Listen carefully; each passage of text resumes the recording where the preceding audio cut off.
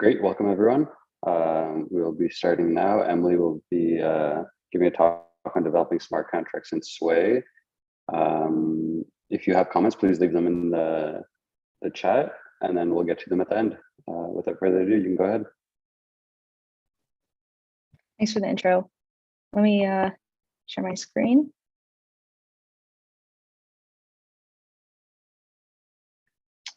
Okay. Hi, everybody. My name is Emily Herbert.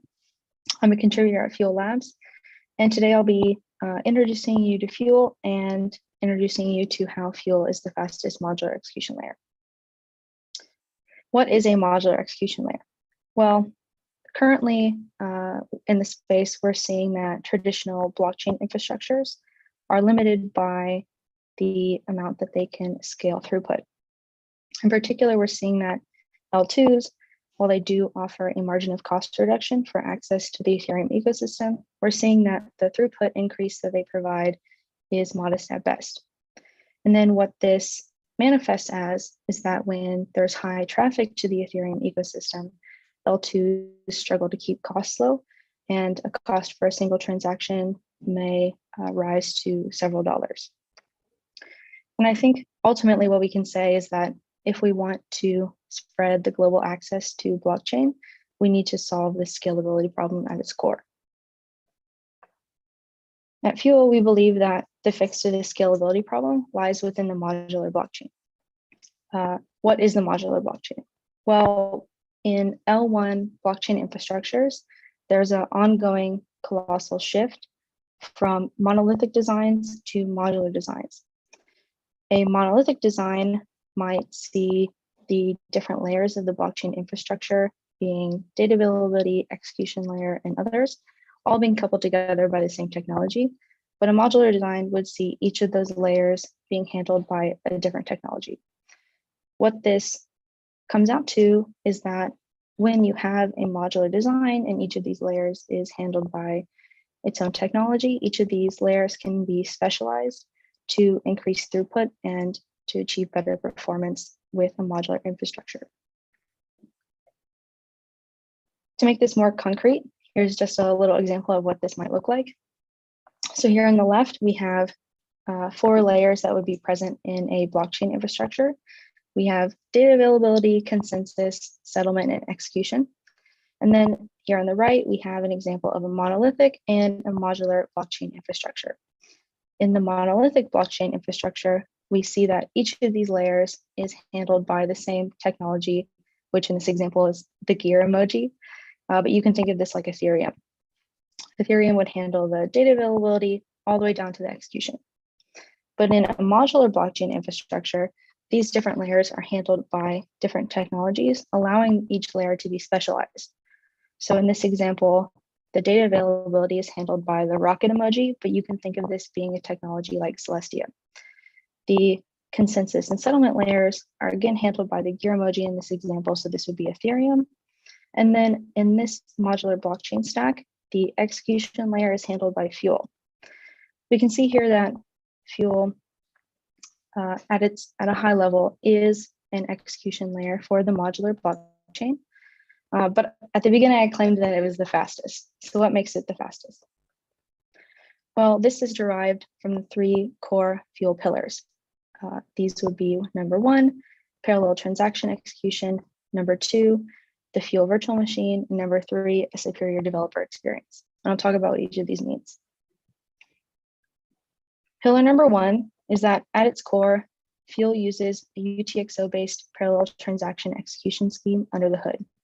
What this means is that Fuel can take advantage of parallelizing over CPUs and threads, cores and threads on your CPU, and is no longer limited by single-threaded predecessors that we've seen in the past.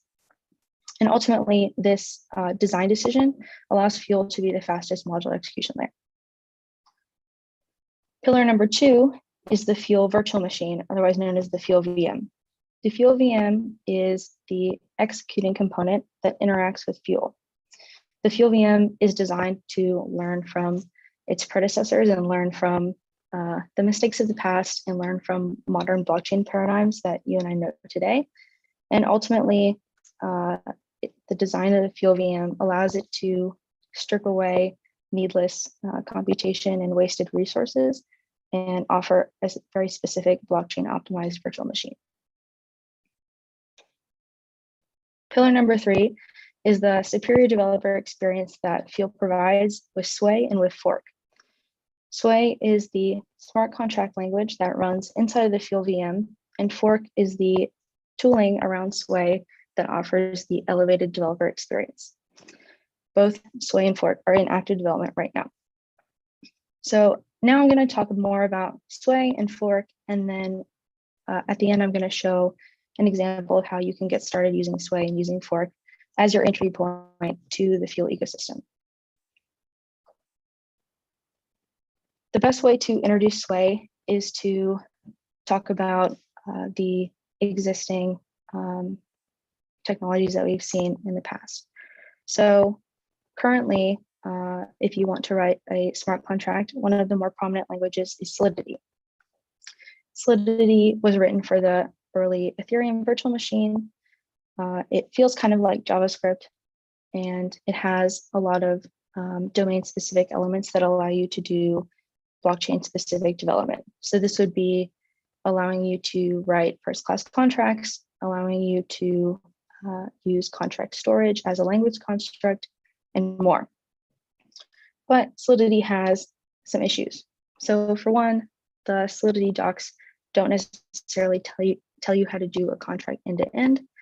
There's a fragmented ecosystem and tooling around Solidity, and Solidity lacks many critical safety guarantees. For example, if you write a smart contract in Solidity, that could be subject to reentrancy bugs. And you can also get a stack too deep error and more. So I think that ultimately, at a high level, what we can say about Solidity is that it works, but because it was developed for the early EVM, it wasn't developed with the knowledge of the blockchain paradigms that you and I know today. Fortunately, this type of problem is not unprecedented. And what we've seen in the past is the transition from C++ to Rust. So C++ is a systems language that provides the user with a lot of power in manipulating memory itself. But in doing this, it opens up the domain of bugs to include memory management bugs. In response to this, a language was developed called Rust. Rust offers much of the same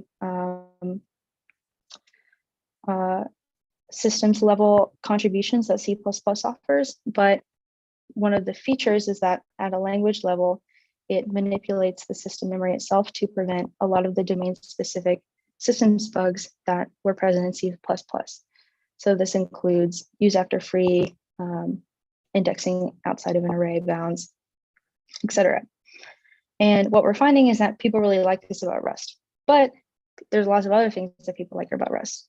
This includes the superior developer experience, the unified tooling, the team organization, and much more. So that brings us to Sway.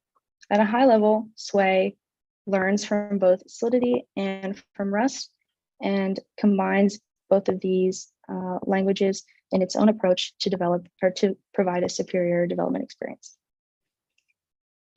In particular, Sway takes from Solidity several different things. So Sway is domain specific. This means that Sway allows you as a user to write first-class smart contracts. It has first-class blockchain support. It has contract storage as a language construct, and it has shareable contract interfaces. Sway learns from Rust in that Sway feels like Rust. It has static types with trait-based inheritance. It has a verbose and friendly compiler. It has unified tooling and developer experience and team organization. Sway is also written in Rust under the hood, meaning that it's fast and efficient and easily auditable. So what do I mean by Sway feels like Rust? Well, inside of Sway, you can do a lot of Rust-like things. So what we're looking at here is all Sway code, and we're going to go through some examples. In Sway, you can create variables with the let keyword. You can create mutable variables with the mute keyword, and you can add type descriptions with this type description syntax. In Sway, you can also have functions. So here we have our function equals that takes 2 arguments, A and B. It compares A and B and returns a Boolean if A and B are equal. In Sway, you can have if expressions.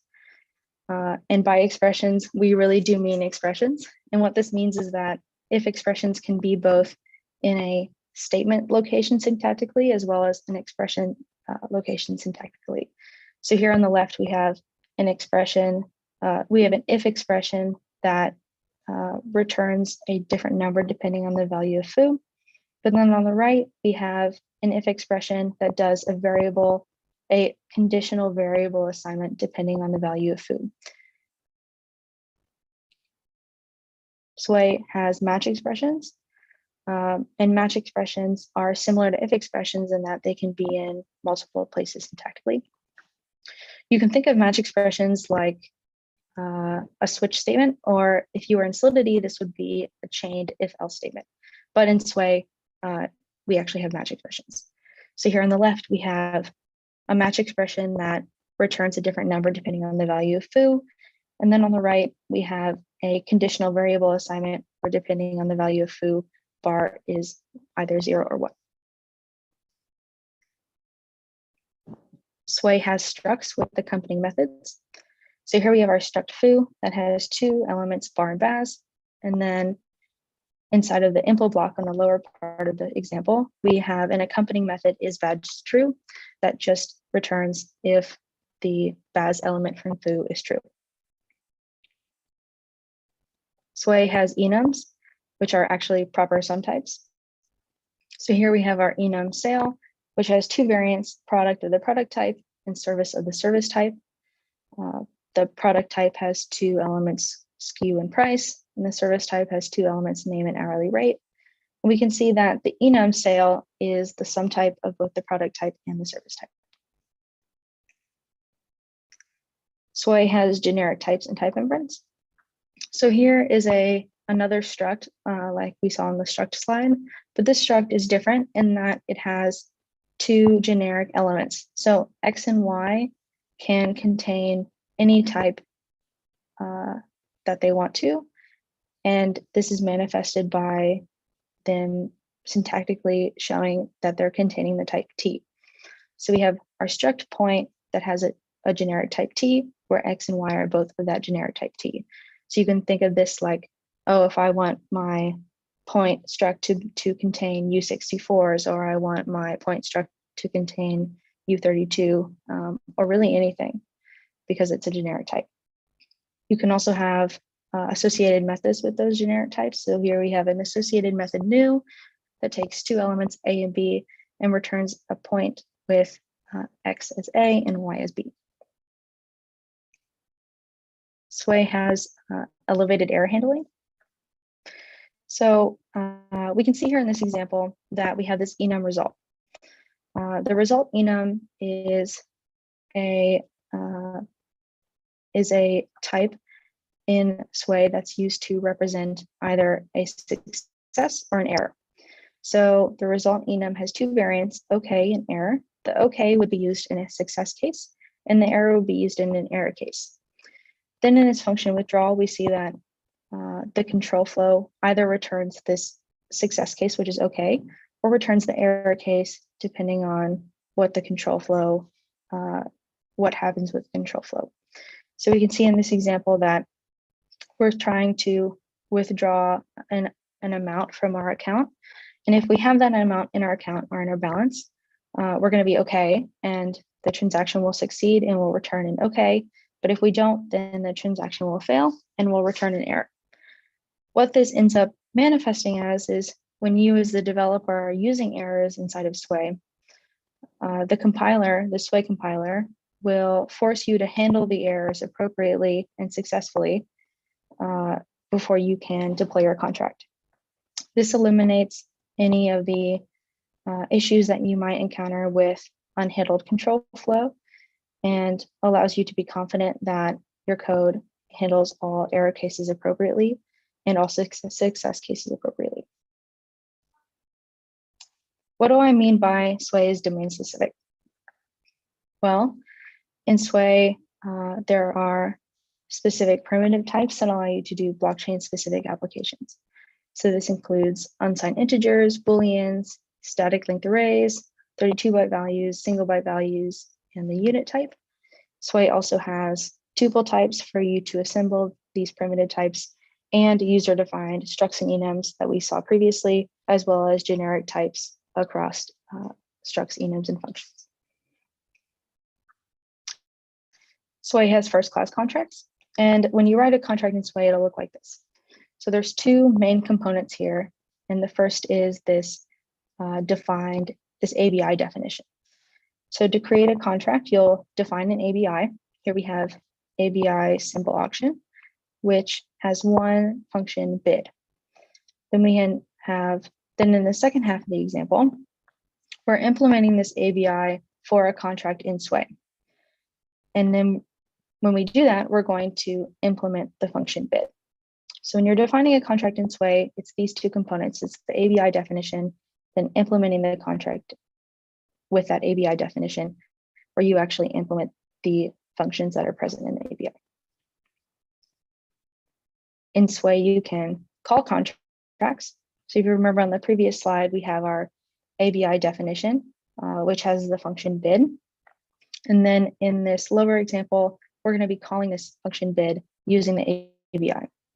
So here we have our contract address that we're defining to be a B256 value. And then we're using the ABI keyword to say, I have an ABI called simple auction at this contract address. I'm going to create an instance of this in Sway, and then I can actually call those associated functions inside of Sway from that contract address. What this means for you as the developers is that because these ABI definitions are defined separately, they can be exported and imported like libraries, and they're shareable. So you can share these ABIs across different contract implementations like libraries. Sway has contract storage, and it looks like this. So to use contract storage, you will use the storage keyword. So here we have the storage keyword where we're defining that the contract has one data element called data in its storage, which is U64. Then in this function is where we're actually going to be accessing the storage. So in the simple storage function, we're taking an amount, we're setting storage.data to that amount, and then we're returning storage.data. We can see here that simple storage is decorated with this annotation, storage read write. And in Sway, these annotations let the Sway compiler know that you'll be accessing storage by reading to it and by writing to it. So you can use these annotations to let the compiler know that storage will be accessed. And this means that the compiler can offer you specific guarantees about how storage will be handled and can perform underlying optimizations on your behalf. There's a lot more features with Sway, but I don't have time to discuss them all. So if you're interested in learning more about the language definition, you can go to our website, field.network, and then navigate to the Sway book. But at this point, I will be going through a quick example of what it's like to write your first smart contract with Sway. And what we're going to be doing is we're going to be writing a smart contract that counts the number of apples that we have and allows us to increase the number of apples and then retrieve that number of apples. To get started, we're going to install everything. So we're going to install with cargo install fork field core. This is going to install two different things. The first of which is fork. Fork, I mentioned at the beginning of the presentation, is the tooling system that allows you to gain an entry point into Sway and to the field ecosystem. So fork will do your project independency management for Sway, will allow you to build, debug, and deploy your Sway code to the field ecosystem and more. You can think of fork as the field orchestrator. And if you're familiar with cargo, fork is very similar to cargo. And in fact, fork uses cargo under the hood. The second thing that this command will install is fuel core. And fuel core is an additional entry point into the fuel ecosystem. To create our project, we're going to use fork. We're going to call fork init with the name of our project, which is counterexample. Then inside of the counterexample, this will create a counterexample. This will create a directory called counterexample with our templated Sway project. And then inside of that directory, there will be several files that are pre-populated for us for a successful Sway project. These are 4 files. There's the cargo.toml file. If you remember, fork uses cargo under the hood, so this allows fork to operate successfully. Then there's the fork.toml file, which you'll use to define high-level information about the project. Then there's the main.sway file, which will contain the code for the smart contract. And then there's the test harness file, which we'll use to test the contract before we deploy.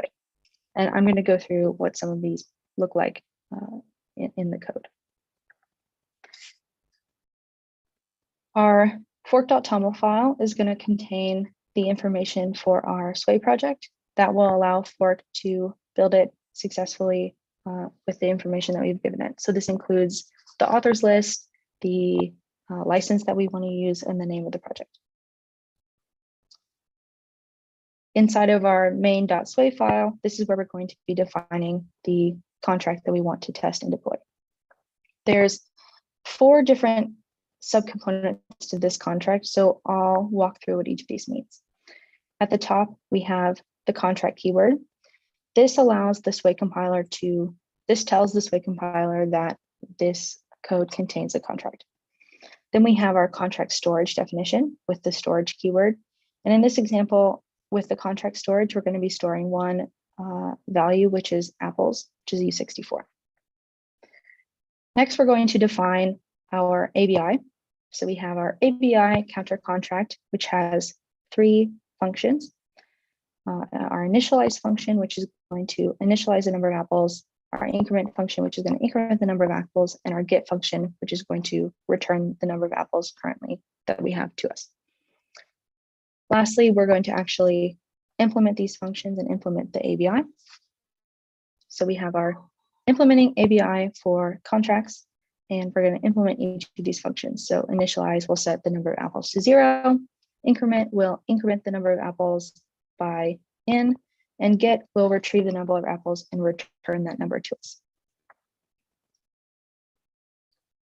Once we've written our contract, we're ready to test it. One of the developer experience components that Fuel provides is it provides extensive Rust and TypeScript SDKs. These SDKs are modeled after EtherRS and EtherJS and allow you to interact with Sway and fork from inside of Rust and TypeScript. So they allow you to build, debug, test, and deploy your contracts. They allow you to start Fuel nodes, interact with the Fuel ecosystem, and a lot more. So what we're looking at here is the test harness file that is actually Rust code using the Rust SDK for Sway. There's a lot of code on screen, but I'll walk you through what it means. So at the top, we have our SDK imports. Then below that, we are loading the ABI from JSON. So under the hood, what's going to be happening is the Rust SDK that we're using in this slide will be compiling the contract that we wrote on the previous slide and exporting that shareable ABI to JSON so that we can do the sharing. And then it will import that JSON to this file using the Rust SDK. So we're importing that JSON using the ABI gen keyword and then the name of our shareable ABI, which is counter contract. And then we're going to run the test. Inside of the test, we're going to build the contract. Then we're going to launch a local Fuel node and deploy that contract. Then we're going to retrieve the contract instance. And then after that, we're going to call the functions that we defined in the ABI and retrieve the number of apples and check to see that the number of apples is what we expect it to be. Looking at the lower half of this, we can see that in this particular test case, we are initializing the number of apples, so setting it to 0, incrementing it by 99, incrementing it by 1, and then retrieving the number of apples, which we should expect to be 100. When we're ready to run the test, we can use fork test. This will compile the contract, and then we'll run the test that we defined. And we can see here that our test succeeds, and we're done. We've just written our first project with Sway that interacts with the Fuel VM and the Fuel ecosystem. Well, what if we make a mistake? What if we have a bug, or we have a typo? What if something goes wrong? Well, the Sway compiler learns from Rust in that the Sway compiler is both friendly and verbose. What this means is that the Sway compiler can detect many programming errors as well as blockchain-specific errors, and will automatically analyze those for you before you deploy your contract during compilation. For instance, the Sway compiler can detect if you have a match expression that's not exhaustive.